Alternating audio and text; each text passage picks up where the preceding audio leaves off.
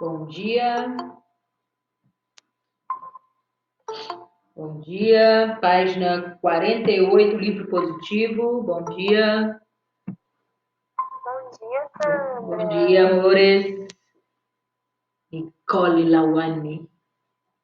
Bom dia, bom dia. Bom dia, Gabriela. Bom dia. Fala, Daniel. Página 48, tá? Livro positivo, lindões, lindonas. Saudade de vocês. Estilo São João, vocês não perceberem São João. Eu vi, tá tudo bonitão, ó. Que beleza. Espero que vocês também estejam, viu? Todo mundo aí, estilo São João, tudo arrumado em casa. Eu nem obrigada a passar isso sozinha. Inventei para vocês, amor. Ué, mas nesse frio que é bom mesmo, essas roupas mais quentes. Ué, se fosse estilo praia, isso, desse jeito. Bom dia, Cleuber.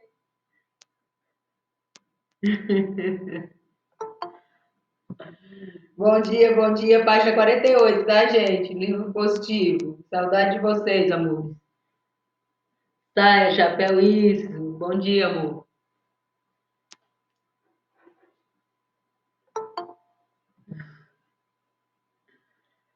Bom dia, Nicole, Nino. Bom dia, espero que estejam estudando, assistindo às aulas aí, todo mundo. Ana Clara, bom dia.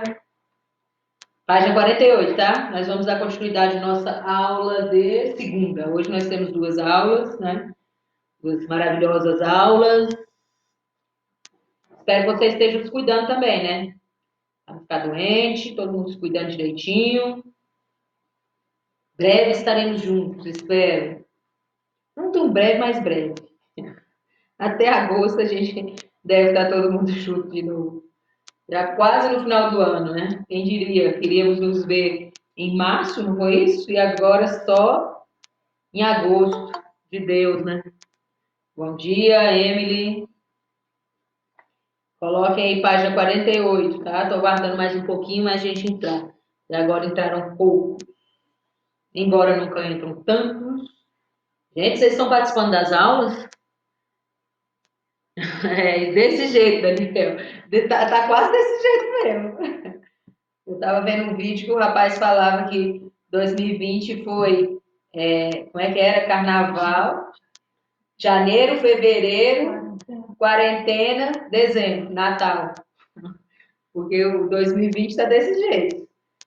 A gente está aí passando batido. Nós já estamos em junho, né? Na metade de junho. Daqui a pouco, meio do ano já está indo. Daqui a pouco a gente. Sandra, a gente vai Oi. ter férias? Não sei, amor. Aí é com a coordenação. Aí vocês veem com a Valéria. Ainda não passaram nada pra gente, não, tá? Bom Tá bom. dia. Pelo menos nada assim confirmado, vai ter festa, entendeu? Aí vocês vêm com a Valéria direitinho. Tá desse jeito, gente. Festa junina já era, né? Daqui a pouco nem Natal vai ter, vai ser cancelado também, viu? Do jeito que a gente tá indo. Tem mais jogos, tudo, essas coisas aí da gente, acabou, né? Esse ano tá difícil. Essa questão de férias, tá, gente? Aí vocês vêm com a Valéria, porque pra gente ainda não confirmaram nada, não. Tudo em dezembro. Vai ser mesmo, vai ser festa junina, tudo que tiver que fazer faz em dezembro. Não, o ginseng tem que rolar, Sandra. Como que vai rolar se a gente não tá nem na escola? Vocês estão mal conseguindo estudar, amores. Como é que rola alguma coisa? Tá difícil, tá complicado. Bom dia, Júlia. Gente, eu não sei, eu tô supondo, né? Eu não sei de nada. O que eu tô falando é que eu acho difícil ter alguma coisa, né? Porque do jeito que tá indo, a gente vai voltar quase no final do ano.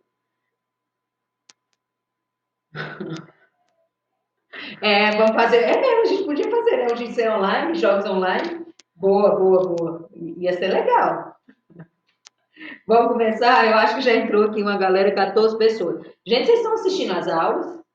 Eu estava vendo, acho que foi aula de matemática ontem, um pedacinho, parece que tinha pouquinha gente. Provavelmente essa é a primeira escola que esse ginseng online. Mas eu não sei não, mas eu acredito que não deve ter nada disso não, gente. Agora eu tô falando, eu tô supondo que eu não sei de nada. Vamos lá, vamos começar. Ixi, mas não para de entrar, gente. Pessoal, página 48, tá? Mas estou com saudade de vocês, tá? Espero que a gente possa se ver logo, pelo menos aí eu acredito que até agosto as escolas devem voltar. Espero eu, né? Se não aumentar aí os casos aqui em Brasília, eu acredito que até agosto a gente possa estar junto de novo. Aí vamos ver como é que vai proceder todo esse negócio de escola. Mas eu acredito que não deva parar para ter nenhum tipo de evento diferenciado, não, gente. Né? Vamos ver. Depende muito do ritmo da gente agora também, nesses 2 primeiros bimestres. O primeiro já foi, agora no segundo. Vamos ver o que dá. Na página 48 aí, nós paramos, nós estávamos falando aí sobre as, é, como é que fala? As famílias, enfim, a cultura regional ali, né, dentro da agricultura brasileira. Então, eu vou lá para o slide, se alguém solicitar a entrada, eu minimizo e volto, tá? Para receber. Então, todo mundo aí na página 48, a gente proseia mais. Então, eu já começo aí nessa página 48, lembrando que eu já tinha falado um pouquinho sobre isso, tinha até mostrado uma imagem. Então, no início da década de 2010, durante a elaboração da votação do novo código, por que novo? Porque já existia um código feito em 1965, tá? Código Florestal, então cria-se um novo código mesmo, porque tem que se adaptar a uma nova realidade, né? De 65 para cá, modificou-se muito a forma até de aproveitamento da terra. Lei 12.727, de 17 de outubro de 2012. Foram intensas discussões a respeito das formas de uso da terra. Então, por quê? Porque é muito interesse. A gente vê, até hoje, né, a gente vê muita discussão aí em cima desse interesse do uso da terra, da questão da Amazônia, né? De se vai expandir, se não vai. Para mostrar alguns vídeos de pessoas relacionadas até a governo, enfim, falando a questão de aproveitar o coronavírus para expandir a exploração na Amazônia, enfim. Há uma grande polêmica envolvendo, sempre houve, não é de agora, isso diversos, há muitos anos, né, desde Brasil Colônia, que a gente começa lá na Mata Atlântica, inclusive a gente vai estar falando um pouquinho disso daqui a pouco, até os dias atuais, já na Floresta Amazônica, com essa marcha para o oeste que a gente acaba praticando aqui no Brasil, né, com a nossa expansão agrícola aí, então até hoje muito interesse. Então, interesses diversos, influências de organizações sociais e políticas de grandes empresas ligadas ao agronegócio revelam, deixa eu só minimizar aqui, porque tem gente solicitando entrada em sala. Bom dia, Bianca Bandeira, página 48, livro positivo, tá? Então, gente, eu não costumo ler, mas eu estou lendo esse trechinho só para a gente poder entender um pouquinho onde parou, para não ficar tão solto e perdido, tá bom? Entre influências, organismos políticos de grandes empresas ligadas ao agronegócio se revelam no embate entre ambientalistas, que alertam sobre o risco de afrouxar as medidas de preservação de diferentes ambientes, e ruralistas que defendiam a necessidade de não se estagnar a expansão da produção agropastoril. Os ruralistas, em todas as campanhas eleitorais, nos últimos tempos, a gente escuta muito falar deles, né? Porque eles muitas vezes apoiam determinados candidatos, exatamente tentando obter vantagem aí sobre a exploração das terras, né?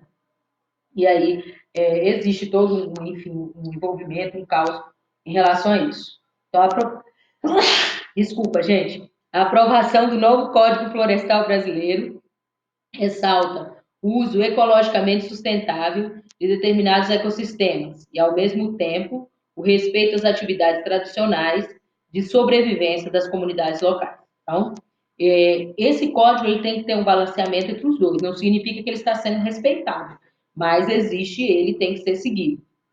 As técnicas agrícolas empregadas pelo agronegócio, lembrando, o agronegócio é aquele negócio envolvendo agricultura e pecuária que tem grandes indústrias por trás, né? Grande tecnologia, grandes investimentos em dinheiro.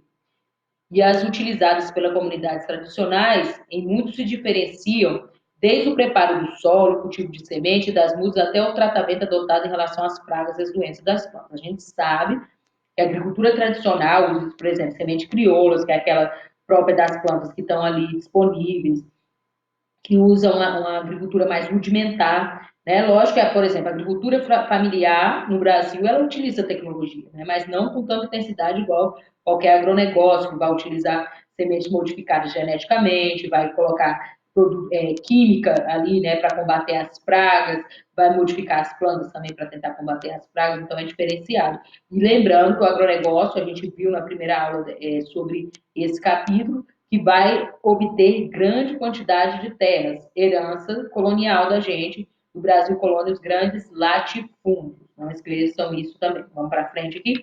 Então, agora a gente vai ver um videozinho falando um pouquinho para vocês entenderem o Código Florestal aí, tá? O que que é? Caso alguém solicite entrada em sala agora, eu não vou lá, vocês vão terminar de assistir, é só depois que eu entro. Caso alguém solicitar e falar que eu não aceitei, na verdade eu vou esperar o vídeo acabar. Então, vamos lá.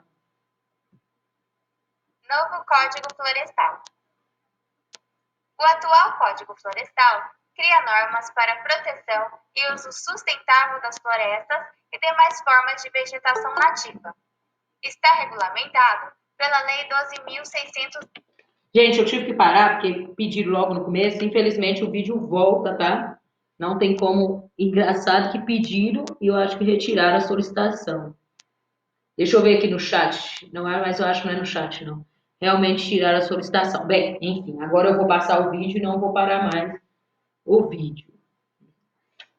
Então, agora eu não vou mais parar o vídeo, tá? Mesmo se solicitar, porque fez o barulho da solicitação, mas parece que a pessoa desistiu. Então, vamos no vídeo agora sem parar. Vamos lá.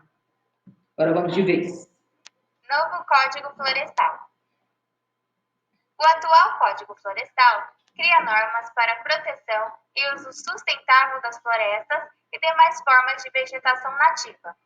Está regulamentado pela Lei 12.651, de 25 de maio de 2012, que estabelece normas para proteção da vegetação, áreas de preservação permanente, APP, áreas de reserva legal, RL, exploração florestal, suprimento de matéria-prima florestal, controle da origem dos produtos florestais e controle e prevenção dos incêndios florestais.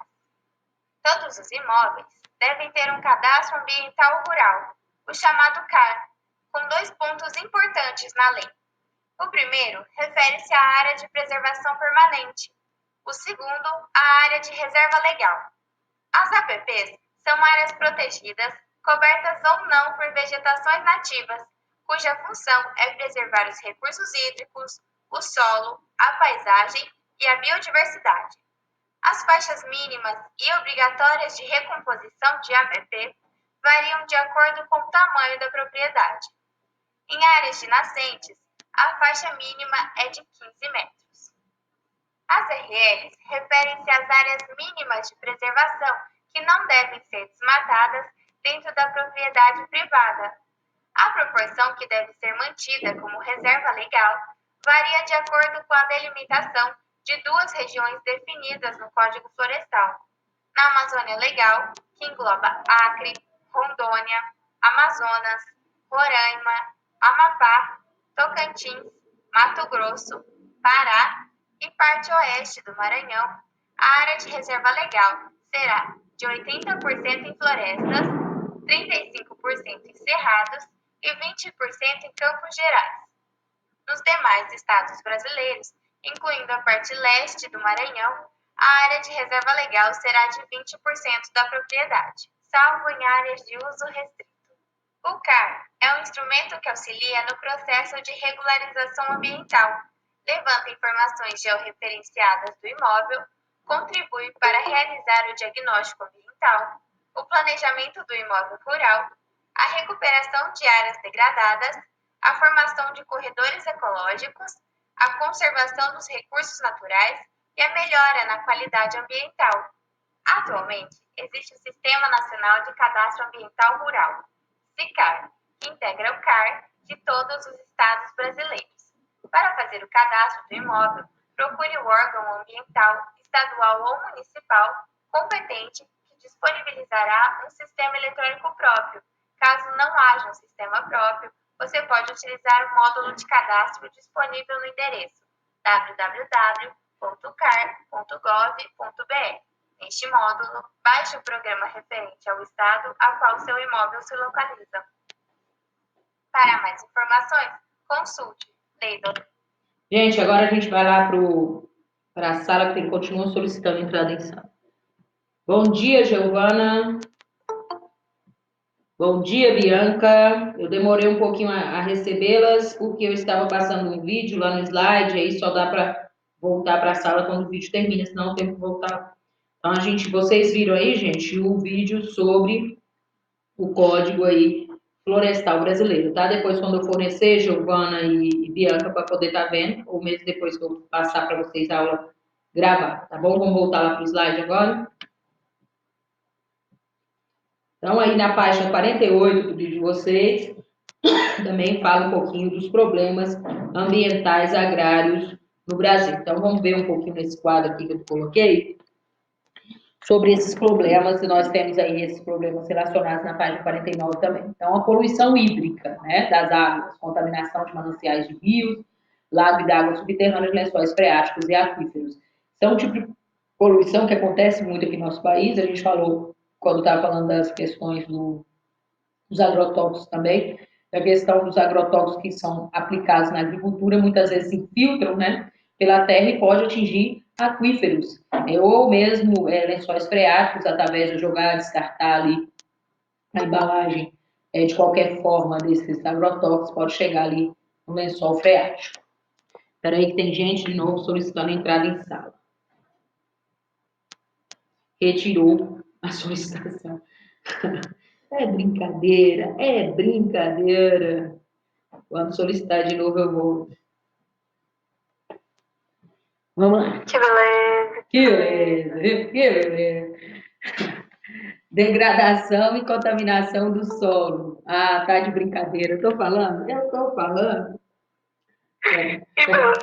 Que beleza, viu, Mariana? Bom dia, Mariana. Página 49 do livro. Vamos lá, meu povo.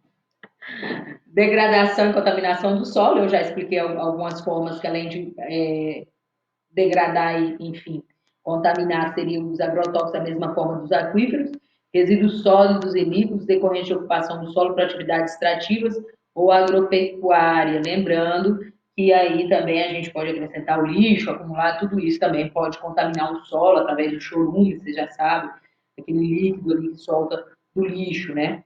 Desmatamento, essa daí a gente mais vê falar hoje na Amazônia, essa questão do desmatamento, principalmente para a criação de animais, mesmo porque ele é um solo meio empobrecido, não é tão fácil assim a questão da agricultura, então principalmente para a questão da criação de animais, né, para a pecuária. Então, praticado para ampliação das áreas de lavouras ou pastagens, ou ainda para a extração de madeira, a gente vive, na verdade, esse desmatamento. A gente vai estar falando daqui a pouquinho aí da Mata Atlântica, desde a época da chegada dos portugueses no nosso país, pode causar irreversíveis perdas de biodiversidade. Aqui no Cerrado a gente vê muito isso, quando a gente começa a desenvolver, a Embrapa começa a desenvolver técnicas aqui para o nosso solo do Cerrado, começa a plantação de soja, principalmente envolvendo aí o agronegócio, uma grande perda de biodiversidade. As queimadas, você já sabe que as queimadas muitas vezes o próprio sistema ali, enfim, acaba fazendo essa queimada natural. Essa queimada natural, quando é feita, ela é feita de uma forma, como pode dizer assim, controlada de uma forma natural para realmente para as plantas se renovarem. Mas quando é o homem que faz, aí é diferente, né? Aí há grandes prejuízos. Aqui em Brasília a gente sabe que esse período agora é o período de seca, que a gente vai ver várias queimadas aí. Há uns anos atrás a gente viu a Chapada e os Veadeiros também queimar muitos dias, o que causa uma grande perda aí, né? Realizada para ampliar áreas de lavoura ou pastagem, contribui para o aumento da emissão de gases de efeito estufa, além de causar a poluição atmosférica em amplo local. Então, essa época aqui, quem tem problema de respiração já sofre muito por causa da seca e agrava mais ainda por causa dessa fumaça aí que é o tempo inteiro em vários pontos, né? Então, é muito prejudicial e são problemas ambientais agrários no Brasil, né? Sempre está acontecendo aí, então, poluição hídrica, degradação e contaminação do solo, desmatamento e queimadas. Vamos agora para a página 49, ainda, essa charge aí que eu quero que vocês façam, tá? Fala assim, analise a charge a seguir. Que problemas ambientais rurais podem ser identificados ou deduzidos? Observe a charge. Vocês vão observar, eu vou voltar daqui a pouquinho lá para a sala, para vocês escreverem o que vocês colocaram. Daqui a pouquinho eu volto lá para a sala. Quem quiser falar pelo microfone, também esteja à vontade, tá? Eu vou voltar para a sala para quem quiser escrever. Eu já vou voltar mesmo, porque já estão pedindo para entrar em sala. Vamos lá. Bom dia. Desmatamento, as queimadas. Ana Clara foi rápida. Muito bem, Ana Clara, ótimo. Desmatamento, queimada, a gente está vendo a queimada lá atrás, né?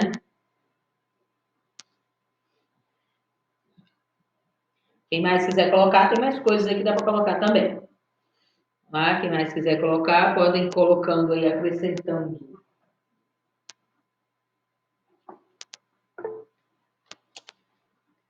Poluição, claro, sim, sim. Com a queimada tem a poluição, ótimo.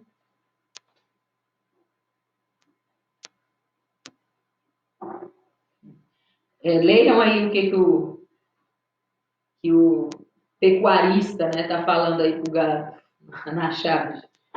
Vocês tentarem também entender essa lógica.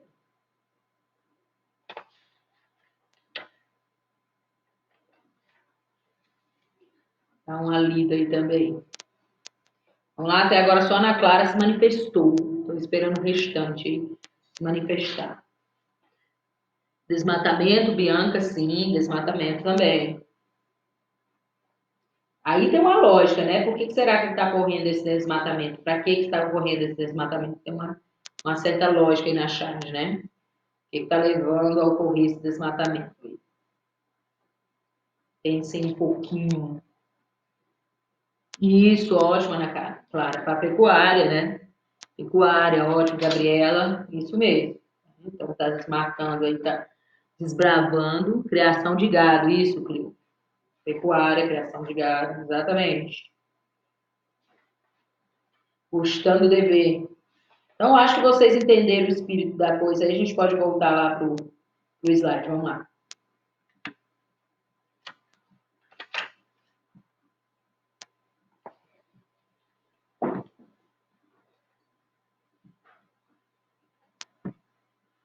A resposta: desmatamento para expansão da área de pastagem, né, a criação de gado, a pecuária que vocês colocaram, alteração na qualidade do ar, poluição que a Ana Clara falou aí, mudanças climáticas que acaba trazendo, né?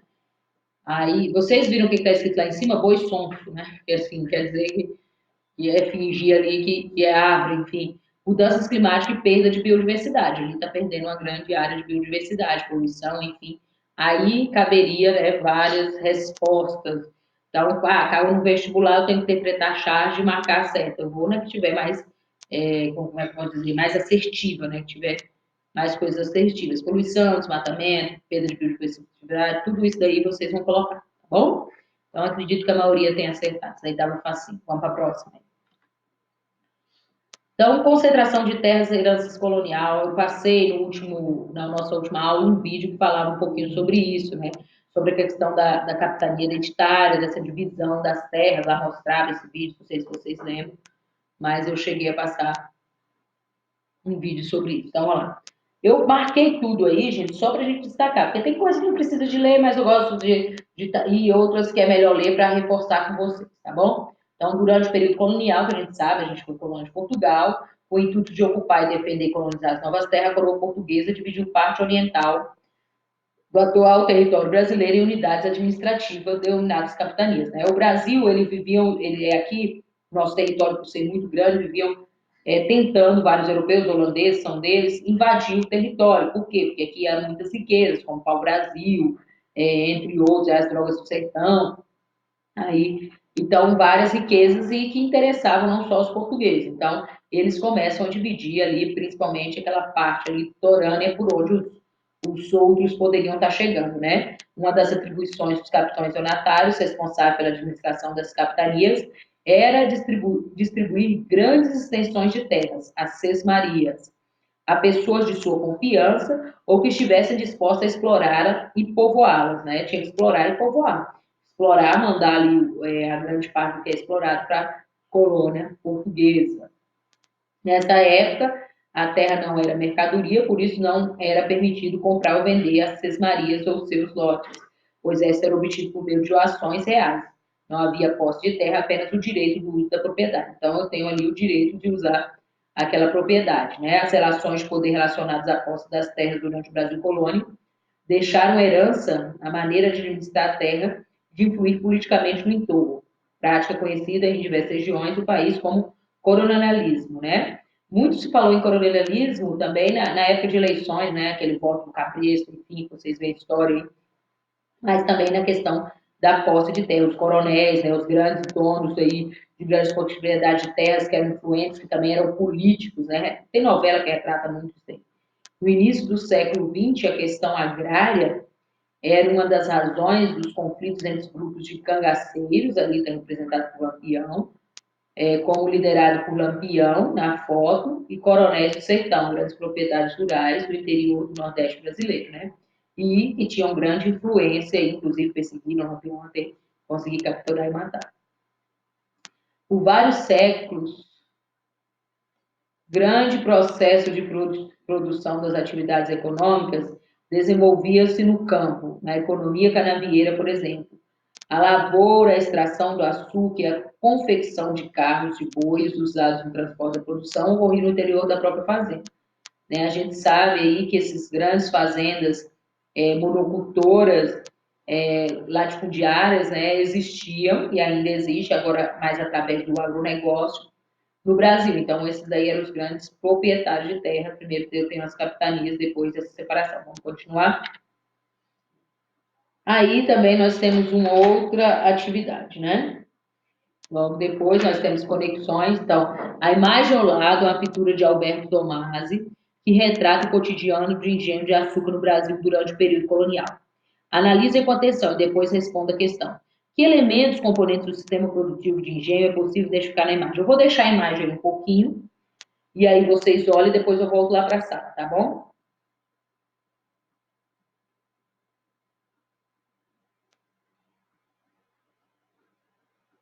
Então, tentem identificar, é lógico, vocês não têm, como é que se diz assim, tanta informação sobre como eram esses moinhos aí, enfim, mas anotem o que vocês estão vendo e vamos ver como que vocês vão responder.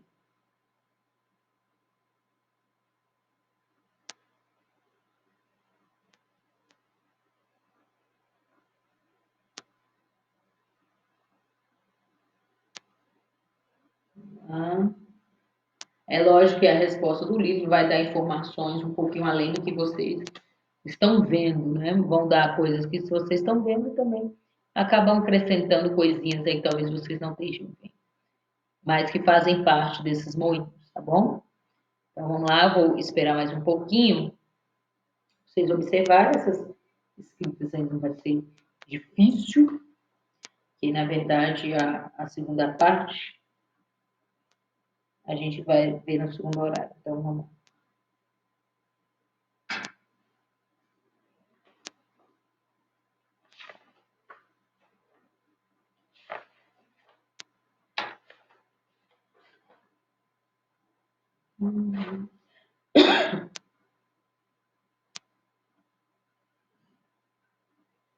Vou voltar para a sala, ver o que vocês colocaram aí. Júlia Sazar, vocês estavam escrevendo antes de eu voltar, eu não consegui chegar, mas eu vi que a Júlia falou os moinhos. Sim, Júlia, os moinhos. Deixa eu ver quem mais aqui falou. Gabriela, a escala de produção dos moinhos usando exploração escravizada. Certo, trabalho escravo, sim. O livro traz um outro elemento, mas é isso mesmo. Os moinhos, Júlia Sazar, sim. Utilizava bois, ótimos. Isso mesmo, Vinícius, que vai ser uma das coisas que o livro vai estar trazendo aí também. Ou utilizava mão de obra escrava, ou utilizava os bois. Bem, a maioria eu acho que respondeu, conseguiu entender bem essa dinâmica aí desses moinhos, né? Não teve muita dificuldade para estar entendendo. Então, vamos voltar lá para dar a resposta para vocês. Vamos voltar.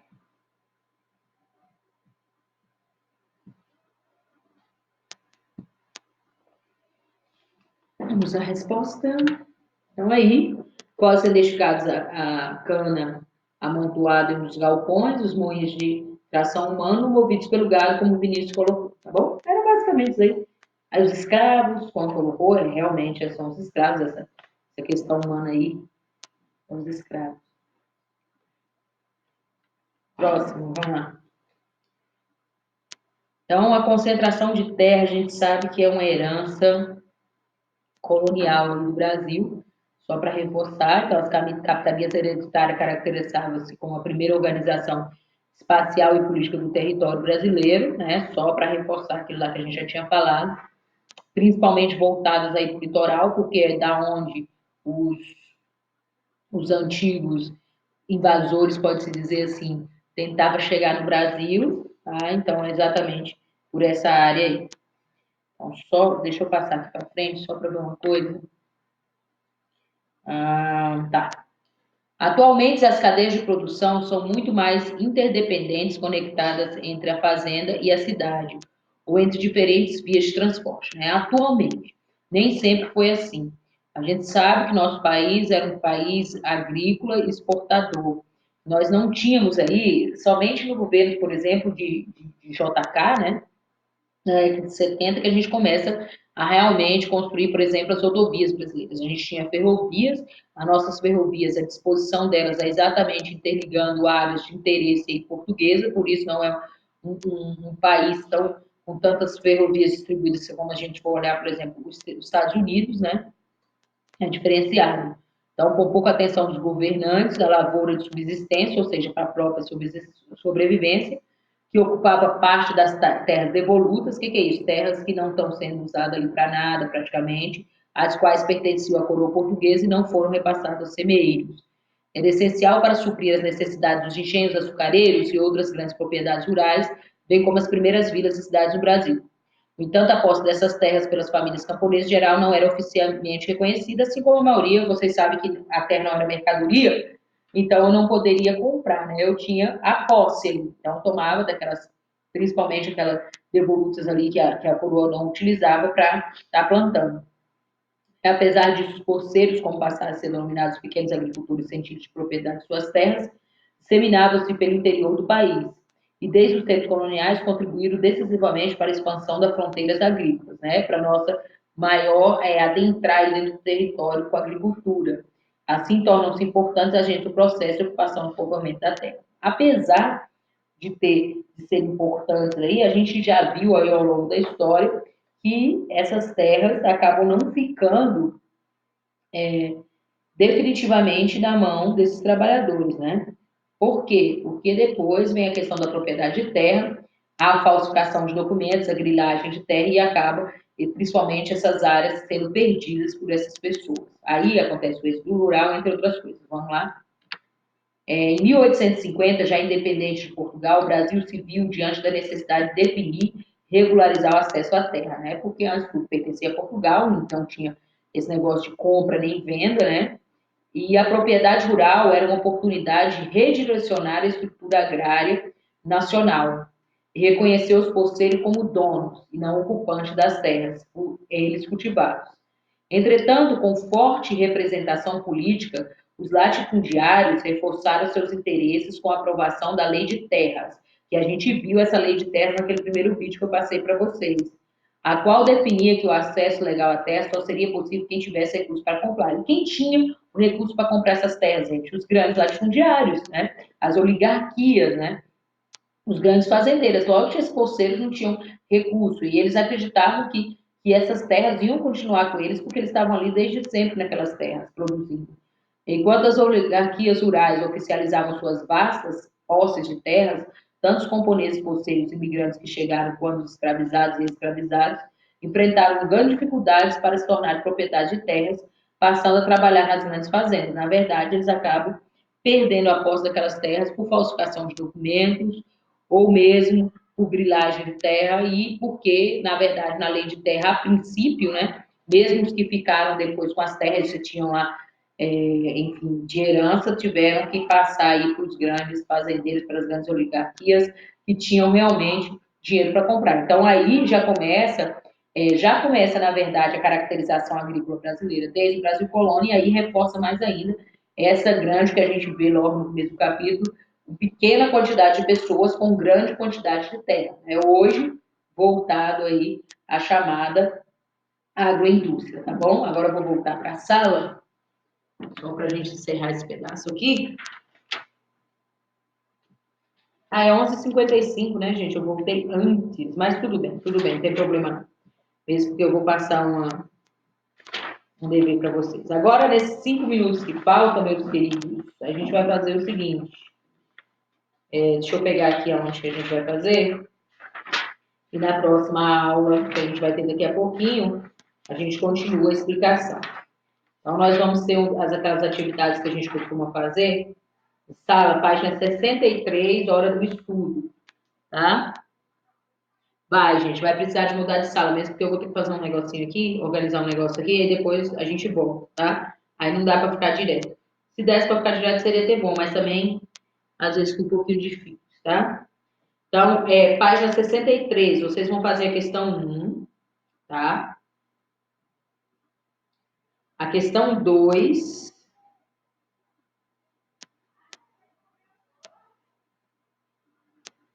A questão 1 e 2, a princípio, tá bom? Depois a gente vai. Eu não vou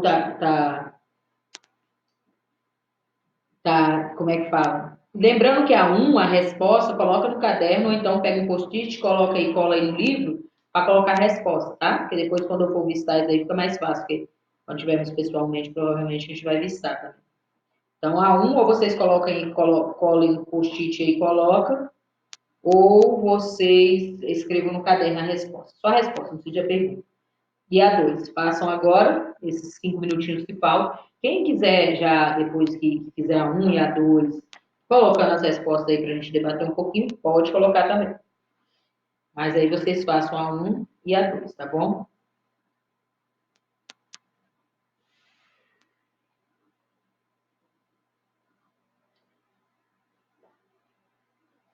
Lembrando que são vários estados aí que produzem soja, café, cana-de-açúcar, milho, algodão, feijão. Lembrem-se principalmente daqueles estados aí que já são herança aí do Brasil colônia, tá? Não esqueça. São regiões aí, áreas que são herança aí do Brasil colônia. Depois a gente pode até falar um pouquinho sobre isso também. Então, a 1, respondam no caderno de vocês, ou coloca o post-it aí, coloca a resposta, para a gente estar falando depois, tá bom?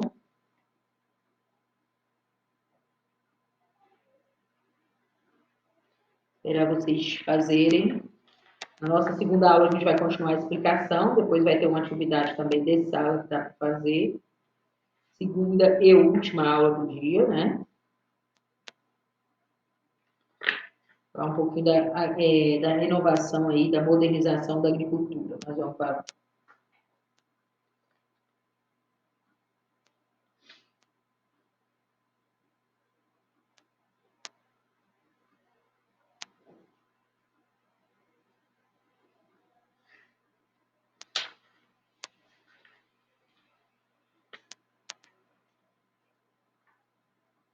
Espero que todo mundo esteja fazendo, hein? Estão fazendo aí. Estou esperando.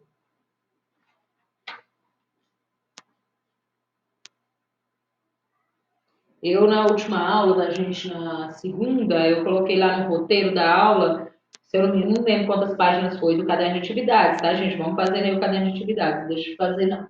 Hoje eu vou colocar mais páginas do que a que eu coloquei lá. Geralmente coloco 3 páginas para vocês fazerem, tá? Eu devo estar passando uma atividade para vocês avaliativa na nossa aula de quarta-feira. Eu devo estar passando atividade avaliativa. Positivo está dando erro? Como assim?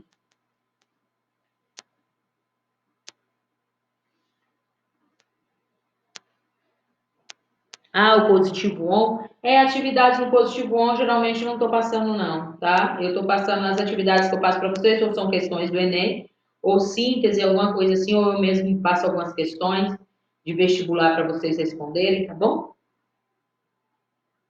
Positivo on. Eu utilizo o positivo on quase todo dia quando eu vou montar os slides de vocês. eu utilizo por lá, né? Eu pego os livros eletrônicos, pego as coisas por lá. Aí tem que ver o que, que é em relação a vocês, o que foi que está acontecendo. Falta um minutinho, meu povo. Aí não esqueça, quando terminar essa, ainda não terminou não, pode ficar aí. Terminar essa, você sai, tem 5 minutos para estar entrando na outra.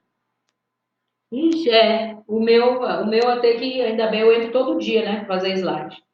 Gente, terminou essa daqui, a gente vai sair agora dessa, 5 minutinhos, espero vocês lá na outra, tá? E daqui a pouquinho, beijo.